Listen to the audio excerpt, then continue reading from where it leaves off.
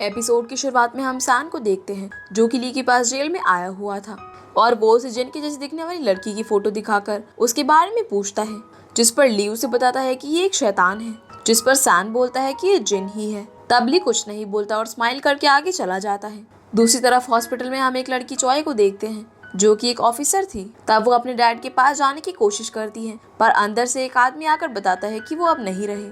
यहाँ से scene San पर आता है और जैसे ही वो घर पहुँचता है तो उसे चॉय का फोन आता है जो कि उसे अपने घर बुलाती है। और क्योंकि चॉय और सैन बहुत अच्छे दोस्त थे इसीलिए वो वहाँ पर चला जाता है, जहाँ चॉय उसे अंदर ले जाकर पहले तो अपने भाइयों से मिलवाती है और बताती है कि मेरे पिता बहुत बड़े गैंगस्टर थे जिन्होंने हमारे लिए एक विल छोड़ी है जिसके अकॉर्डिंग ही हमें सब मिलना है। और तब वो उसे ले जाकर एक तिजोरी दिखाती है जिसमें वो विल रखी हुई थी, पर उन्हें ये नहीं पता था कि उसे खोला कैसे जाए और अगर वो 3 बार और गलत पासवर्ड डाल देती तो उसके अंदर की चीजें डिस्ट्रॉय हो जाती। ये सुनकर सैन को कुछ समझ नहीं आता और तब चॉय उसे एक स्केच दिखाती है जिसके अंदर 4 ड्रैगन्स बने हुए थे।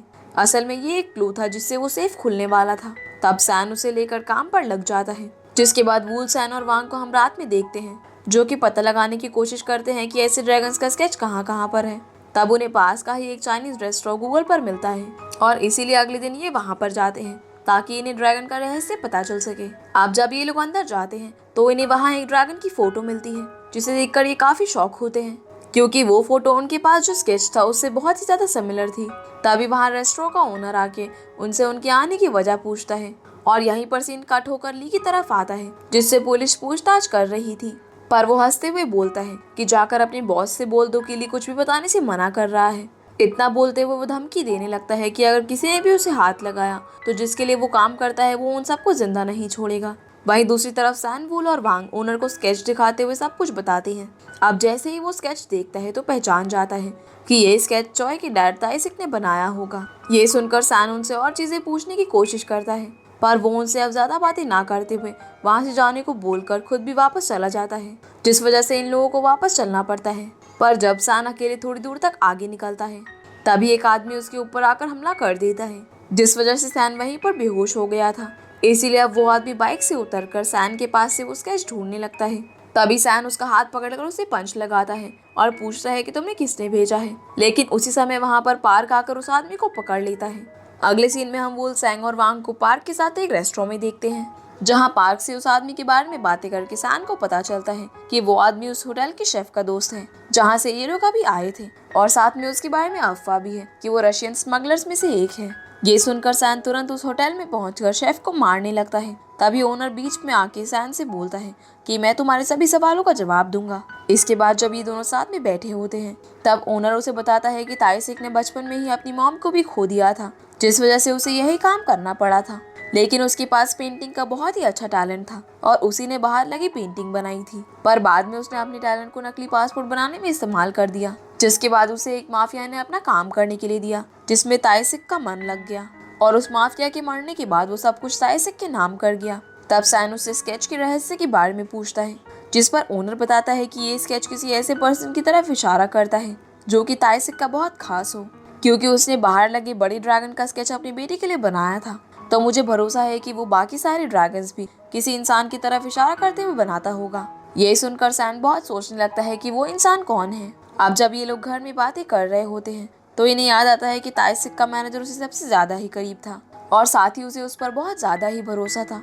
इसीलिए ये लोग उसके पास जाकर उससे बात करने का डिसाइड करते हैं। तब ताइसिक का बड़ा बेटा हान वांग को अपने साथ ले जाकर उसे लालच देने लगता है कि वो उसे माला माल कर देगा, बस उसे उसके फादर की विल को हान के नाम करवाना होगा।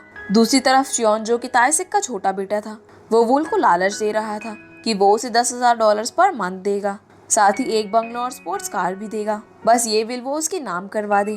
तब वोल उसे उल्टा सीधा बोलकर चली जाती है और यहाँ से सीन सैन पर आता है जो कि मैनेजर से बातें करते हुए उससे ताइसिक के बारे में जानकारी ले रहा था और उनके बीच ऐसे ही बहुत देर तक बातें चलती रहती है और उससे सैन को बहुत सारी चीजें पता चलती है।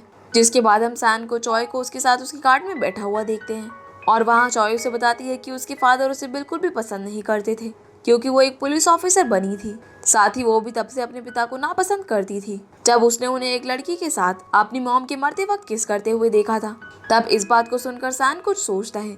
इतने में वहाँ पर हैन और चियोंग आकर विल के बारे में बातें करते हुए लड़ने लगते हैं। अब इसके बाद सैन वापस से ओनर के पास जाता है जहाँ जाकर ओनर से बात करते हुए उसे पता चलता है कि चॉय, हान और चियोंग ये तीनों ताइसिक की दूसरी बीवी के बच्चे थे, पर उनका एक बेटा और भी था जो कि उनके जेल जाने के वक्त उनसे अलग हो गया था।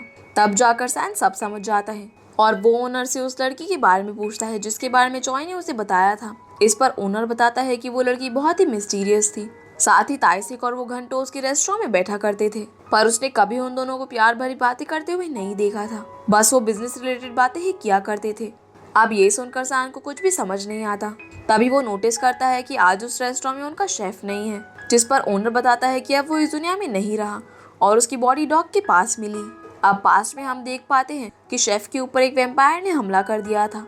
फिर जब सैन वहां से जा रहा होता है तभी उसे कुछ अजीब दिखने लगता है, जहां वो देखता है कि एक वैम्पायर उसके ऊपर हमला कर रहा है और सैन भी उसे लड़ने की कोशिश कर रहा था, पर वैम्पायर उसे बेहोश कर देता है और उसकी जेब से एक लिफाफा निकाल कर ले जाता है। अब यहाँ से हम उसी मिस्टीरियस वुमेन को देखते हैं जो कि उसी लिफाफे में से एक बिजनेस कार्ड को निकाल कर जला देती है और स्माइल करती हुई आगे चली जाती है। तब हम उसके गले में जिन की जैसा ही पेंडेंट देखते हैं, जिसके बाद हम अगले दिन सैन को चॉय के घर में सबके साथ देखते हैं और यहाँ वो बताता है कि स्केच में 4 ड्रैगन्स ताइसिक के 4 बच्चों को दिखाते हैं। इसे सुनकर सब काफी शॉक होते हैं क्योंकि सबको लगता था कि उनके 3 ही बच्चे थे। तब सैन बताता है कि 4th चाइल्ड और कोई नहीं बल्कि मैनेजर खुद था। तब ये सुनकर मानो सबके होश उड़ जाते हैं, पर मैनेजर हाँ में सर हिलाता है और अपना नाम चियोल सुक बताता है। जिसके बाद यहाँ से स्टोरी पास्ट में जाती है, जहाँ वो माफिया जिसके पास ताइसिक काम करता था वो उसे पैसों के लिए मार रहा था। तब गुस्से में छोटा चियोल माफिया को मार देता है, जिसे देखकर ताइसिक उसे बचाने के लिए उसे एक पासपोर्ट और कुछ पैसे देकर खुद जेल चला जाता है। और अब उसकी जेल से निकलने के बाद ये लोग आपस में मिल जाते हैं, पर उसके बाद ताइसिक किसी को नहीं बताता कि उसका एक और बेटा है। अब प्रेजेंट में सैन बताता है कि इस हिसाब से तुम्हारा बर्थडे मंथ इस सेफ का पासवर्ड है, पर ये देखना होगा कि उसका ऑर्डर क्या है। अब इसके बाद वो सभी लोग सेफ के पास जाते हैं और पासवर्ड ट्राई करने लगते हैं, लेकिन पहली 2 बार वो गलत हो जाता है। जिसके बाद सैन थोड़ा दिमाग और लगाता है और किसी तरह सही पासवर्ड को डालकर विल बाहर निकाल लेता है, पर जैसे ही हान विल को पकड़ता है तो बेहोश हो जाता है। ये देखकर चियोल और चॉय उसको पढ़ने लगते हैं। तब सैन, वुल और वांग वहाँ से चले जाते हैं। अब थोड़ी देर बाद वुल बाहर आकर बताती है कि ताइसिक हकीकत में बहुत ही खुश थे कि उनकी बेटी एक ऑफिसर है और साथ ही वो ये भी जानते थे कि हान और चियोंग बेवकूफ़ है, तो इसीलिए उन्होंने सभी पावर चियोल सिक और चॉय के नाम करी हुई है। ये जानकर सैन बहुत खुश होता है। तब चॉय उसे बताती है कि उन्हें सेफ में एक और चीज़ मिली है जो कि शायद सैन को देखनी चाहिए। ये बोलते हुए चॉय सैन को एक लिफाफा देती है, जिसे जब सैन खोलता है तो काफ़ी शौक होता है क्योंकि उसमें जिन और ताई की फोटोज थी। वहीं दूसरी तरफ हम एक मॉडल को देखते हैं जो कि पिक्चर्स क्लिक करवा रही थी। तभी वहाँ पर एक आदमी आकर दूर से उसकी पिक्चर्स लेने लगता है और हम एक सीन देखते हैं जहाँ यही मॉडल नहा रही थी। तभी वो देखती है कि उसकी नहाने का पूरा पानी खून बन गया है और तभी अचानक से वो मर जाती है। अब ये सीन कट होकर सैन पर आता है जो कि अभी चॉय के साथ एक जगह पर आया हुआ था।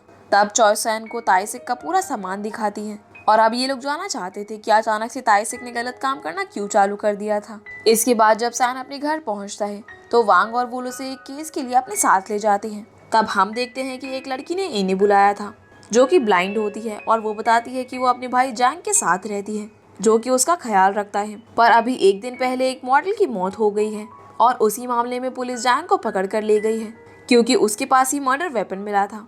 लेकिन जैंग निर्दोष है क्योंकि वो उस दिन घर में ही अपने कंप्यूटर पर काम कर रहा था, पर पुलिस वाले उसकी बातों पर भरोसा नहीं कर रहे और साथ ही जैंग ने भी ये बोल दिया है कि उसी ने ही ये मर्डर किया है।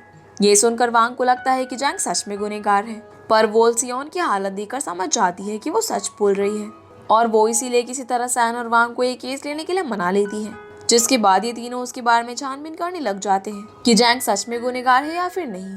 जिसके बाद ये सभी सैरा के क्लिनिक में बैठे होते हैं। तब कंपाउंडर सैन को साइड में ले जाकर उसे उसके ब्लड के बारे में बताता है, जिसे सुनकर सैन भी काफी शौक होता है, पर फिलहाल वो उस पर ध्यान ना देते हुए छानबीन में लग जाता है।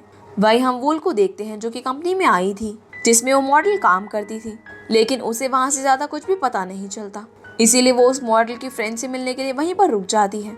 दूसरी तरफ हम सैन को देखते हैं जो कि डॉक्टर से मिलने आया था जिसने मॉडल का पोस्टमार्टम किया था।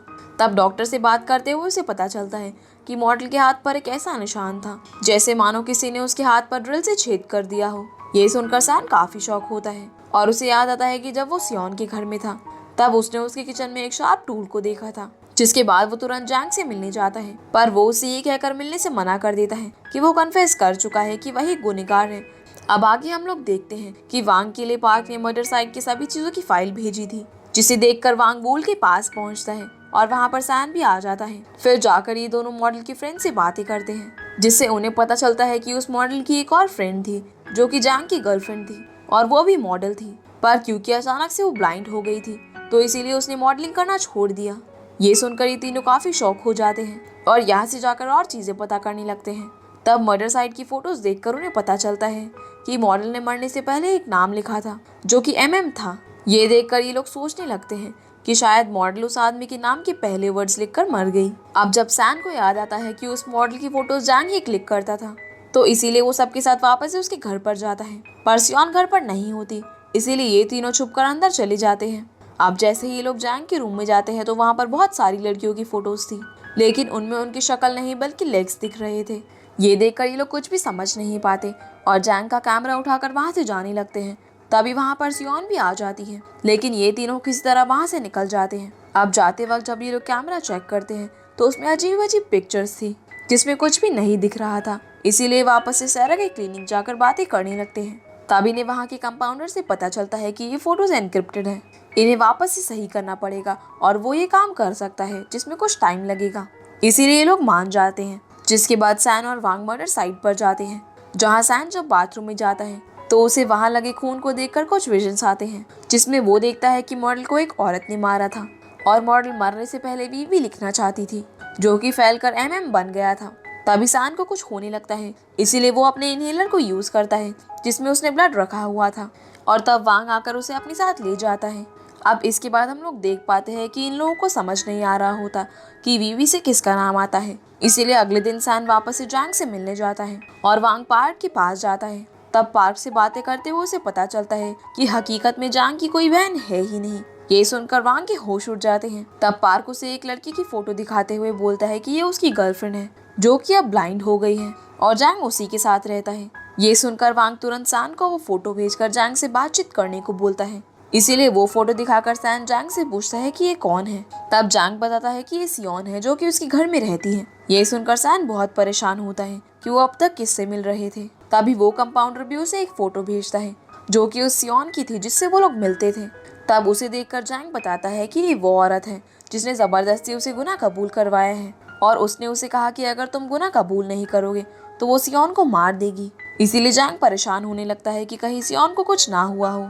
वहीं हम उसी औरत को देखते हैं और सीन पास में जाता है जहां उसी ने मॉडल के हाथ पर काटा था और उसके बाद उसे मार दिया था। अब इसके बाद ये औरत जिसका नाम योना होता है वो सैन को बताती है कि वो उसके बारे में सब जानती है कि कैसे उसकी गर्लफ्रेंड जिन ने उसको गोली मारी थी और वो उस दिन परेशान क्यों थी। ये सुनकर सैन उससे सारी बात पता करने की कोशिश करता है, लेकिन वो उसे कुछ भी ना बताते हुए बोलती है कि अगर तुम्हें सियोन को बचाना है तो तुम्हारे पास सिर्फ 1 घंटे का वक्त है, क्योंकि उसके बाद उसकी जान चली जाएगी। और इतना बोलकर वो फोन काट देती है। अब क्योंकि सियोन की जान खतरे में थी, इसीलिए वो तीनों परेशान होने लगते हैं। दूसरी तरफ हम सियोन को देखते हैं जिसे उसके ही घर में बांध कर रखा हुआ था। तब योना उसके पास आकर उसको बताती है कि हम दोनों में पता है क्या बात कॉमन है, कि हम दोनों में से कोई भी सूरज नहीं देख सकता। ये सुनकर सियोन उसे उसको छोड़ने को बोलती है, पर योना आगे बताने लगती है कि जैंग ने उसे अंधा किया था क्योंकि उसी ने उसे ऐसा करने को बोला था। तब सियोन को इस बात पर भरोसा नहीं होता। फिर सीन पास में जाता है जहाँ पर सियोन एक मॉडल थी, पर जब वो वहाँ से बाहर निकलती है तो जैंग उसकी टांगों की तस्वीर लेता है और इसकी थोड़ी देर बाद जब वो घर पहुँचती है तो पीछे से जैंग उसे पकड़कर उसके घर में घुसकर उसे बेहोश कर देता है। अब उसके बेहोश होने के बाद जैंग उसकी आंखों में कुछ दवाई डाल देता है और उसी के बाद से वो अंधी हो जाती है। ये सब सुनकर सियोन रोने लगती है। तब योना उसे बताती है कि वैसे तो इस सब में जैंग की कोई गलती नहीं है क्योंकि उसने उसके माइंड पर कंट्रोल किया हुआ है। ये बोलकर योना वहाँ से चली जाती है। वहीं दूसरी तरफ सबको पता चल जाता है कि सियोन अपने ही घर में कैद है, तो ये लोग तुरंत वहाँ से निकलकर सियोन को बचा लेते हैं। जिसके बाद हम वूल को देखते हैं जो कि बाहर खड़ी थी। तभी बाहर योना उसके पास आती है और उसे बताती है कि वो उसके भाई को जानती थी जिसका नाम मिन था। साथ ही वो ये भी जानती है कि उसे क्या हुआ था। ये सुनकर वूल उसे सब जानने की कोशिश करती है, पर योना वहाँ से चली जाती है। जिसके बाद वो सब लोग भी वहाँ से चले जाते हैं, लेकिन वूल इन्हें योना से मिलने के बारे में नहीं बताती। अगले दिन सैन जाकर सियोन से मिलता है। तब वो उसे सब बताता है कि अब जैंग को छोड़ दिया गया है क्योंकि उन्हें सबूत मिल गए थे कि मर्डर किसी और ने किया था। जिसके बाद सैन वहाँ से चला जाता है। अब जैसे ही वो बाहर निकलता है तो योना उसे कॉल करके बताती है कि शायद तुम्हें यहाँ की CCTV चेक करनी चाहिए ये सुनकर सैन चॉय की मदद से वहाँ की सीसीटीवी फुटेज ले लेता है। अब जब वो घर जाकर वो फुटेज चेक करता है तो उसे दिखता है कि उसमें जिन है जो कि सियोन के घर आई थी और उसकी पार्किंग में यूना की सियोन की तरह नाटक करते हुए तस्वीर ले रही थी। साथ ही उसने ही वो इनक्रिप्टेड फोटोज का कार्ड जांग के कैमरा में डाला था। ये देखकर सैन परेशान होकर सोचने लगता है कि क्या जिन अभी भी जिंदा है और ये एपिसोड यहीं पर खत्म हो जाता है। तो गाइज ये थी आज की वीडियो एंड आई होप आप लोगों को ये वीडियो पसंद आई होगी। तो वीडियो को लाइक कर चैनल को सब्सक्राइब जरूर कीजिएगा। तो आपसे फिर मिलते हैं अगले एपिसोड में, तब तक के लिए गुड बाय।